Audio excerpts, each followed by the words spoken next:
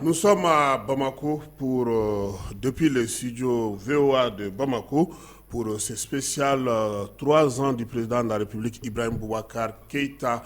Dans le studio VOA de Bamako, nous avons Idrissa Fall. Nos deux invités sont M. Mamadou Bougri Mamadou Diarra, qui est le représentant de la majorité sur ce plateau. Il est du parti IMRDA, président de la jeunesse de cette formation politique. Alousseni Di Abba Maïga, quatrième vice-président phare en Kaouli, je vais dire comme ça, c'est plus simple. Alousseni, bonjour. Bonjour. Bonjour Bougri. Très heureux d'être parmi vous. Idrissa Fall, bonjour. Oui, bonjour à l'ensemble des auditeurs qui nous écoutent à Bamako et dans le monde. Alors, nous allons commencer ce débat par rapport aux festivités, si on peut le dire, de 3 ans d'exercice du pouvoir du président Ibrahim Boubacar Keïta.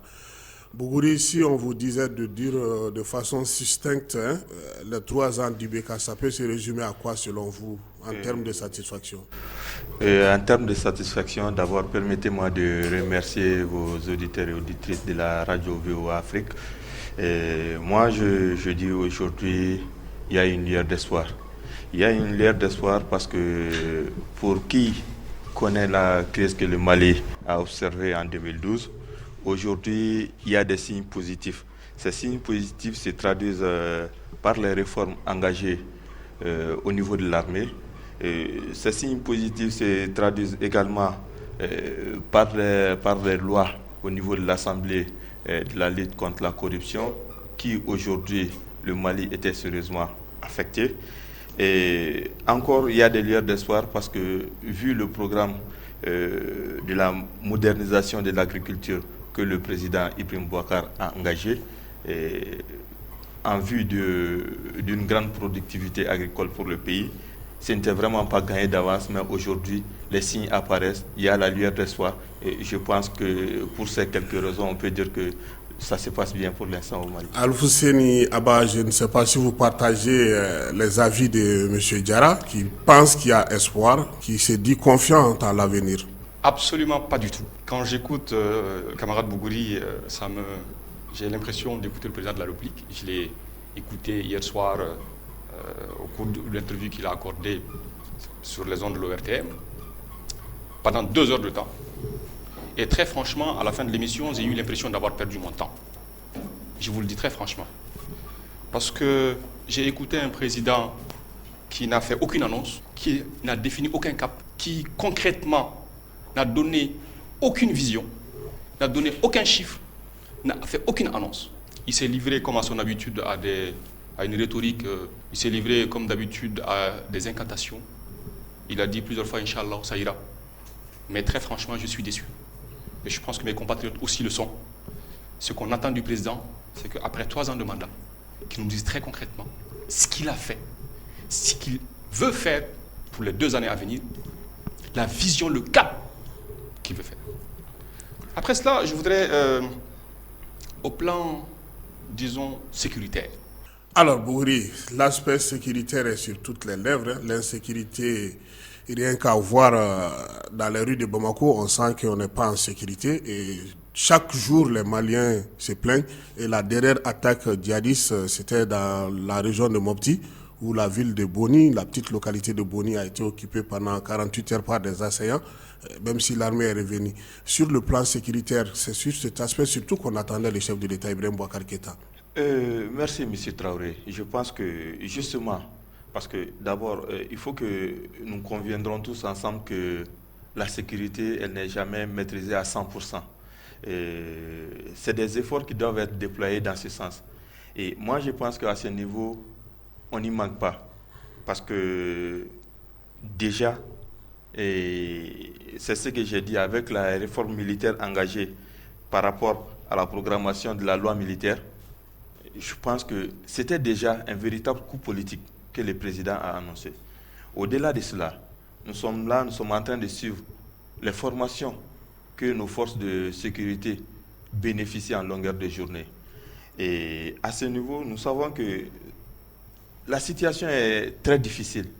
La situation est très difficile, mais aujourd'hui, au vu des efforts déployés, je pense qu'on est en train de répondre face à l'ennemi, parce que qui est dans ce qui se passe au Mali, c'est une situation asymétrique où on ne fait pas face à des ennemis. Même des pays comme le Niger, le Nigeria ont trouvé des solutions. Pourquoi pas le Mali? Mais le Ils Nigeria, font face à des manières plus renforcées. Le Nigeria avec Boko Haram, on est en train de voir. Et aujourd'hui, le Niger n'a pas pu, comment dirais-je aussi, contenir. Mais aujourd'hui, nous sommes dans la dynamique, comme en son temps ça avait été dit, de voir au niveau de la sous-région en vue d'une vision globale. Est-ce que vous êtes satisfait de l'état dont on a sécurisé, la manière dont on procède à la sécurisation des villes malgré les multiples attaques auxquelles on assiste, dont la dernière a été celle de Boni? Évidemment non. Très franchement, disons-nous la vérité. Aujourd'hui, le président Ibeka, ça fait 3 ans qu'il est au pouvoir. Avant qu'il accède au pouvoir, moi je parle de faits concrets. Parce que nous devons faire un bilan. Je pense que ça ne doit pas être des discours abstraits. Moi je parle concrètement. Quand Ibeka venait au pouvoir, Kidal était dans les girons du pays Mali. Très concret. Kidal. La situation sécuritaire, on parlait à l'époque des 3 principales régions du Nord. Gao, Tombouctou, Kidal. Aujourd'hui, le constat est clair. Kidal n'est plus dans les girons du Mali. Nous avons complètement perdu le contrôle de cette ville, de la région. L'insécurité se généralise. On a eu le cas de la région de Sikasso, de Kimisili. On a eu le cas de Massina, à Ségou. On a eu récemment Nampala. Et il y a 3 jours, c'est Boni. Moi, je parle de faits concrets. Vous êtes au pouvoir depuis 3 ans. Depuis 3 ans, dites-nous ce que vous avez fait. Nous, les Maliens, nous sommes sur notre fait. Mais est-ce que vous aussi vous coopérez? Parce que le président n'est pas laissé là gérer cette crise, hein, vous l'avez dit. Et quel a été l'apport, vous, de l'opposition? Quelles ont été vos propositions? Toutes les fois où nous avons été sollicités, nous avons donné un avis. Mais vous ne devrez pas attendre à être sollicité. Non, nous n'avons pas attendu. Parlons-en. Lorsqu'il a été question d'engager les discussions par rapport à l'accord, pendant que l'accord était un projet déjà, nous avons exprimé un certain nombre d'inquiétudes. Et rappelez-vous, au niveau des phares, nous avons très clairement dit que le projet d'accord que vous vous apprêtez à signer est porteur de germes de l'intégration, de la désintégration du pays. Nous avons dit attention. Et nous n'avons pas été écoutés. Et plusieurs fois, nous avons mis l'accent sur l'importance d'engager un dialogue national pour ce qui concerne cette question précise. Parce que nous sommes arrivés à la conclusion que le régime tout seul ne peut pas. Et plusieurs fois, nous avons donné un avis pertinent sur toutes ces questions-là. Et malheureusement, à chaque fois, on nous dit « j'ai été élu à 77%, c'est moi qui gère le pays ». Ok, d'accord. C'est vous qui êtes en train de gérer le pays pendant 3 ans. Maintenant, dites-nous ce que vous avez fait. Alors, Bougri, pendant plus de 3 ans, on peut le dire, Ibeka a été élu par 77% des Maliens.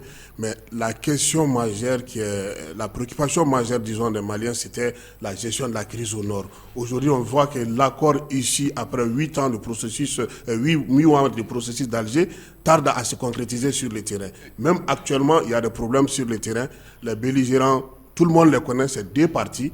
C'est la CEMA d'un côté et la plateforme de l'autre côté. Qu'est-ce que l'État est en train de faire concrètement pour que cet accord puisse être appliqué? Monsieur Traoré, j'allais en venir. Parce que d'abord, comprenons-nous qu'aujourd'hui, à 3 ans de parcours, ce n'est pas l'étape du bilan, c'est l'étape d'évaluation. Et je pense qu'à ce niveau, nous pensons que le cap est admissible dans la mesure où aujourd'hui, des accords de paix n'étaient pas gagnés d'avance. À Alger, ce que nous avons eu, c'est un accord pour la paix et la réconciliation. C'est un processus qui est en cours. Ce n'est pas une paix gagnée d'avance, parce qu'on était très très loin de cette paix tant souhaitée. Donc il fallait déployer d'énormes efforts à ce niveau. Et chose que le gouvernement de la République du Mali a travaillé ardemment pour cela. Et avoir la paix et concrétiser la paix, c'est aussi des étapes. Parce que par rapport au projet d'accord de paix que nous avons eu, qui n'est plus un projet, nous pensons que c'est un consensus qui peut nous permettre d'aller à l'aboutissement heureux de sa mise en œuvre. Et je crois que nous sommes en train de travailler dans ce sens. Et dans ce sens, nous pensons que nous avons besoin de toutes les forces vives de la nation pour cela. Et aux acteurs politiques de savoir que c'est à nous de jouer à ce niveau. Parce que l'accord, c'est des dispositions. Et c'est au peuple de savoir que à partir de cet accord, Parce que quand il y a un accord, c'est qu'il y a des compromis. Et... je me permets de vous interrompre, Oui. poser une question. Oui. Gamou, qui est haut responsable de l'armée malienne et en même temps membre de la plateforme Gacha, Oui. a rencontré à Niamey, sous l'égide du Premier ministre nigérien, Ankabas Akintala, qui est un des hauts-parleurs ou dirigeants de la CMA. Ils ont conclu un accord là-bas. 2 ou 3 jours après, ce sont ces mêmes groupes qui venaient de signer un accord qui se sont battus à mort à Kidal. Donc ça c'est un. C'est-à-dire que même les gens qui avaient signé l'accord de paix dit d'Alger continuent sur le terrain à se taper dessus. Je ne suis qu'un simple observateur extérieur. Quand la maison brûle, tous les enfants doivent s'unir pour éteindre le feu. Au Mali, de l'autre côté, j'ai l'impression que l'opposition politique parfois tend aussi à politiser la crise en tirant à boulet rouge sur Ibrahim Boubacar Keïta, alors que c'est le moment, dans des moments de crise, où tous les enfants du Mali doivent s'asseoir ensemble et essayer de trouver une solution face à ce péril qui menace le pays. Donc on est loin de la paix, là, j'ai l'impression. Donc, moi, je vous comprends. Je sais qu'on est loin de la paix, mais nous sommes en train de faire des pas dans ce sens. Parce que, vous savez, le Mali est habitué à des accords qui ne sont pas souvent respectés. Mais nous, on est en train de faire en sorte que les dispositions que nous avons mises dans cet accord, que ces dispositions d'une manière intelligente, d'une manière pratique, qu'il y ait un consensus par rapport à sa mise en œuvre. C'est ce qui fait que souvent les gens ont l'impression qu'il y a trop de lenteur. Mais aujourd'hui, l'un des avantages de cet accord, maintenant, c'est que depuis la signature de cet accord, je dis peut-être les premières heures qui ont suivi, quand même un groupe armé politiquement n'a pas eu à ouvrir le feu sur l'armée malienne. Ça, il faut bien le noter. Au Mali, c'est qu'il y a eu des hommes et des femmes qui ont pris des armes contre l'État du Mali. Et des hommes et des femmes aussi se sont opposés face à cette situation. Mais l'État du Mali est en train de travailler à réguler cette situation pour qu'il y ait une situation d'apaisement social. Vous savez, je souhaite vraiment que ce débat soit un débat concret. Voilà plus d'une année que le gouvernement du Mali a signé un accord avec les groupes armés. Ce que nous souhaitons savoir, c'est qu'au stade actuel des choses, où est-ce qu'on en est par rapport à sa mise en œuvre? Parce que pour nous, nous sommes face à un flou total. Nous sommes face à l'incapacité des autorités à assurer non seulement la sécurité des Maliens, à assurer l'intégrité du territoire. Et à chaque fois, on nous renvoie à des réflexions du genre, on a demandé à Gamou de revenir parce que c'est un général de l'armée, etc. On est face à des groupes qu'on n'arrive pas à maîtriser. Nous, ce qu'on veut savoir, au stade actuel des choses, où est-ce qu'on en est par rapport à la mise en œuvre? Où est-ce qu'on en est par rapport à l'intégration? Où est-ce qu'on en est par rapport au processus de DDR? C'est ça les vraies questions auxquelles vous devriez répondre. Maintenant, tout ce que vous racontez, vous dites que 3 ans, ce n'est pas un bilan, c'est une évaluation. Ok, allons-y, faisons une évaluation. La principale question aujourd'hui qui préoccupe les Maliens, c'est la question de l'insécurité. Qui, au moment où vous élevez au pouvoir, n'était pas à ce niveau-là. Vous conviendrez avec moi. Nous avons tendu la main, nous avons dit, par rapport à cette question précise, nous avons besoin de l'union sacrée de tous les Maliens. Parce qu'autrement, nous ne trouverons pas de solution. Et nous avons dit que la solution à ce problème ne peut être que politique. Et nous avons invité le président de la République à rassembler tous les Maliens, toutes les Maliennes autour de cette question-là pour que nous discutions. Mais qu'est-ce qu'il nous a répondu? Il nous a répondu qu'il a été élu par 77% des Maliens, il est au pouvoir, c'est lui le président de la République. Et bien voilà. Aujourd'hui, nous sommes, après 3 ans, face à une situation qui est pire que celle d'il y a 3 ans. Voilà. La question, pourquoi? Alors, Bougouri, moi, je ne vais pas vous poser cette question, mais je retrouve quand même que quelque part, on est dans l'impasse par rapport à la mise en place des autorités intérimaires qui a été annoncée. Je constate aussi que la rentrée scolaire tant annoncée à Kidal n'a pas vu le jour. Je me rends compte aujourd'hui que les Maliens continuent d'être dans les camps de réfugiés. Si on ne parvient pas à concrétiser l'accord, pourquoi ne pas mettre en place un mécanisme pour faciliter le retour de nos compatriotes? Monsieur Traoré, d'abord, d'entrée de jeu, ce que je vais vous dire, Vous savez, par rapport à cet accord, pour la première fois que la communauté internationale garantit un accord, et c'est cet accord. Donc, autant que... Cette garantie ne nous fait pas bouger. Justement. Parce que en signant cet accord, on est tous d'accord que le Mali n'avait pas toutes les ressources par rapport à la mise en œuvre. Mais il fallait aller à un accord qui pouvait permettre à ce que les lignes bougent au Mali. Et moi, je pense qu'il y a un comité de suivi qui est là, et à chaque étape de la chose, qui communique par rapport à l'évolution de la situation. C'est ce que j'ai dit. Peut-être d'autres peuvent dire qu'il y a une lenteur par rapport à sa mise en œuvre. Mais non, quand même, ne disons pas, c'est un constat. S'il vous plaît, des sites ont été identifiés, il a parlé des DDR. Les 12 sites qui ont été identifiés pour les DDR. Et 4 ont été déjà construits. Et 4 autres sont en chantier, qui doivent finir très bientôt. Et je pense déjà... la liste des soldats qui doivent être recasés, sinon, je dirais, recensés à ce niveau, le travail a été déjà fait. Et moi, je pense que les choses sont en train d'évoluer d'une manière positive, mais avec garantie et précaution. Parce qu'il ne faut pas en voulant aller trop vite aussi à la paix, qu'on risque de se retrouver à la case de départ. Vous savez, durant tout le processus de l'accord d'Alger, M. Yad était invité. Malheureusement, il n'était pas là. Et il n'a jamais accepté cet accord. Mais nous pensons que... Vous êtes en train de dire que le gouvernement a invité Yad à la table de négociation ? S'il vous plaît. Non, je veux savoir, parce que les Maliens nous écoutent. C'est les Maliens, tous ceux qui se reconnaissent Maliens, patriotes, laïcs, républicains, c'est eux qui ont été invités à venir à Alger pour s'exprimer par rapport à la crise dont le Mali faisait face. Ce que je veux savoir, s'il vous plaît, est-ce que Iyad Agali a été invité par les autorités maliennes à participer au processus de négociation ? J'ai dit et je répète, le gouvernement du Mali a lancé un appel à tous les Maliens patriotes capables de venir discuter par rapport à la situation qui prévaut au nord du Mali. Et en son temps, je pense que tous ceux qui se sont sentis maliens, tous ceux qui avaient des revendications politiques pour le Mali, ont répondu à l'appel. Et moi, je pense que ceux qui ont raté ce rendez-vous, je ne peux pas les inscrire sur l'agenda des Maliens patriotes. Je ne peux pas les inscrire sur l'agenda des Maliens qui ont pensé à un projet de développement pour leur communauté, à un projet d'espoir de lieu pour les enfants de ces localités qui en ont tant besoin.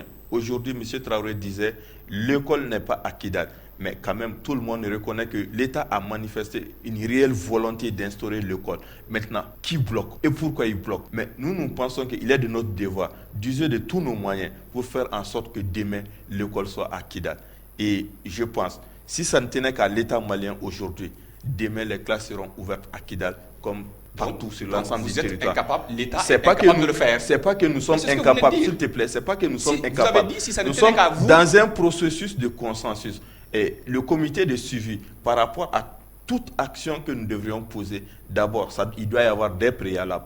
On discute, on s'accorde sur certaines choses.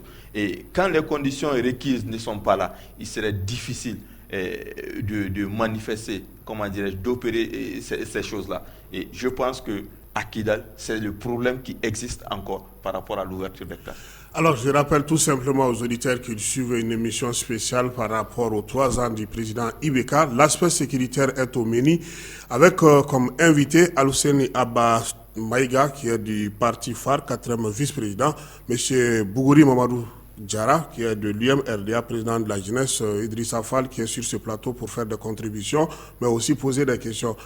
Alors, on est à quelques mois de la date qui a été annoncée par le gouvernement, même si le ministre qui l'a annoncé est devenu ministre de la Défense. Les élections communales le 20 novembre, selon vous, vu la situation sur le terrain, c'est possible? La question que j'ai envie de poser, c'est que les conditions qui ont justifié le report, c'est-à-dire l'insécurité dans le centre et dans le nord du pays, le flou institutionnel et politique par rapport à la loi électorale, ce sont ces conditions qui ont justifié le report. Est-ce que ces conditions sont réunies pour la tenue d'une prochaine élection? C'est cette question-là que j'ai envie de poser au ministre. Et puis, non. Vous le savez autant que moi, non. Vous savez autant que moi qu'il y a un projet de loi qui est sur la table de l'Assemblée nationale, loi électorale. Est-ce que ce projet de loi qu'on dépose sur la table de l'Assemblée nationale, est-ce que ce projet de loi peut être prêt pour conduire les élections dans 2 mois? C'est la question que j'ai envie de poser. Et j'ai l'impression que le gouvernement est en train de jouer à la politique de l'autruche.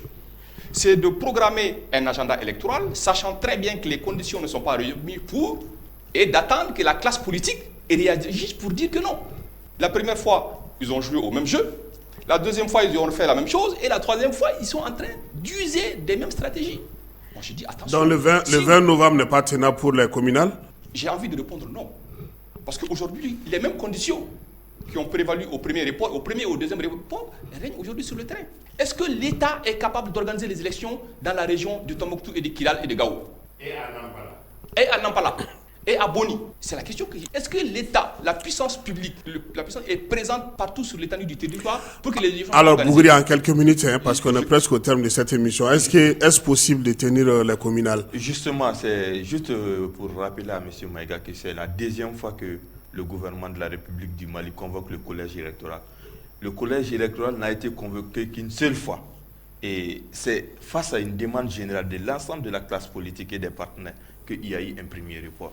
Et la date du 20 est tenable en ce sens que là où on ne va pas tenir d'élection, soyez convaincus que demain il y aura des autorités intérimaires à ce niveau. Donc l'État du Mali a pris les dispositions. Au niveau des collectivités, il n'y aura plus de vue institutionnelle à ce niveau. Est-ce que vous savez les zones où les élections ne pourront pas être tenues? Parce que vous venez de dire vous-même que là où les élections ne seront pas tenues, il y aura des autorités intérimaires. Justement. Ça veut dire que si demain à Bougouni, on n'est pas capable de tenir les élections, à Bougouni, il y aura des autorités intérimaires. Mais le ministre l'a dit à qui veut l'entendre. Il y a eu des textes pour ça. Et ça a été voté par l'Assemblée nationale. Ah non, l'Assemblée n'a pas voté. S'il vous plaît. Vous avez fait une entente en catimini. L'Assemblée n'a pas voté. Ce n'est pas que... Vous avez fait une entente. S'il vous plaît, Quand ce n'est pas que l'attente. Quand les Maliens ont réagi, ce n'est pas que l'attente, quand les Maliens ont réagi aux en autorités intérimaires pour dire que non, en l'état, ce que vous voulez faire n'est pas faisable. Rappelez-vous les manifestations à Gao, etc. Et que l'Assemblée nationale a rejeté votre projet. Vous avez en catimini fait une entente avec les groupes armés. Entente dont les Maliens ne sont même pas au courant du contenu. Monsieur Maïga, si vous gérez un pays, il faut au moins avoir le courage de dire aux Maliens ce que vous avez l'intention de faire. Monsieur Maïga, comme ça, on vous dira si on est d'accord ou pas. Excusez-moi, il y a juste 2 semaines, j'étais avec monsieur Kone, Suleiman Kone, au niveau du gouvernorat du district de Bamako, où justement on a été reçu par le ministre par rapport à ces questions. Et le ministre a été clair devant monsieur Kone en lui disant: monsieur Kone, je vous suis. Je mets à défi qui veut ou qui peut, sur l'ensemble du territoire, me prouver autre texte qui existe en marge de ce que je vous ai remis. Et je pense qu'il a tous les textes légaux et légitimes à ce niveau. Mais on ne peut pas les avoir parce que vous les avez fait en catimini. Mais c'est personne pas n'est au courant. Demandez à M. Kone. On lui a remis officiellement les textes régissant la mise en place des autorités intérimaires. Et qui était le représentant de l'opposition. Nous sommes sur un plateau et les Maliens nous écoutent. Justement. Moi je sais ce que j'ai dit. Je sais ça. Et j'ai dit, monsieur Kone s'est levé dans la salle pour s'adresser directement à monsieur le ministre. Monsieur le ministre, et là où nous ne pourrions pas tenir les élections, qu'est-ce que nous allons faire? Il dit, vous avez des textes, je ne ferai qu'appliquer les textes. Mettre en place les autorités intérimaires là où ça ne serait pas possible. C'est aussi simple que ça. Donc vous allez faire les élections par à-coup, et lorsque vous vous rendrez compte que ces élections ne sont pas possibles, vous allez décider de mettre en place les autorités intérimaires. Les autorités intérimaires, c'est pour l'ensemble du territoire malien. Alors, vos derniers mots, je vais passer la parole à M. Bougouri, parce qu'on est presque au terme de cette émission. L'espoir est permis, toujours, par rapport aux 3 ans, même si toutes les questions ne sont pas épuisées. Effectivement, je pense qu'aujourd'hui, je suis très heureux d'être sur le plateau de VOA Afrique pour dire à l'ensemble de nos compatriotes et à la communauté internationale qu'aujourd'hui, le Mali est dans la dynamique d'un processus de paix et de réconciliation. Vous ne vous êtes pas trompé en 2013 en choisissant ce président, son Excellence, Monsieur le Président. Merci beaucoup, M. Bougouri.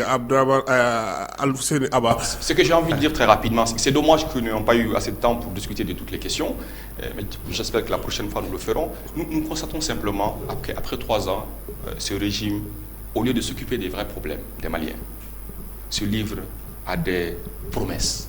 Nous avons l'impression qu'on est en campagne électorale. C'est vous qui êtes au pouvoir. On vous a confié ce pays. Vous-même, vous aimez à le dire souvent, 77% des Maliens vous ont élu. Et j'ai l'impression que vous n'avez pas compris le message. Le message, c'est de vous donner la légitimité, le pouvoir nécessaire pour agir, pour changer ce pays. Au lieu de cela, vous continuez à nous faire des promesses. Maintenant, nous, l'opposition, face à cette incapacité à gérer les affaires publiques, nous vous avons tendu la main. Nous avons dit la chose suivante, concertation nationale. Pour que l'ensemble des Maliens, toutes les forces vives du Mali, la classe politique, la société civile, les groupes armés, que nous nous mettions autour d'une table. Parce que manifestement, vous avez échoué. Merci beaucoup Idriss Fall. Merci à nos invités, Bougouri Mamadou Diarra de l'UMRDA, Alfousseni Abba Maïga du Parti Phare, et à très bientôt sur la Voix de l'Amérique pour le studio à partir de Bamako pour d'autres...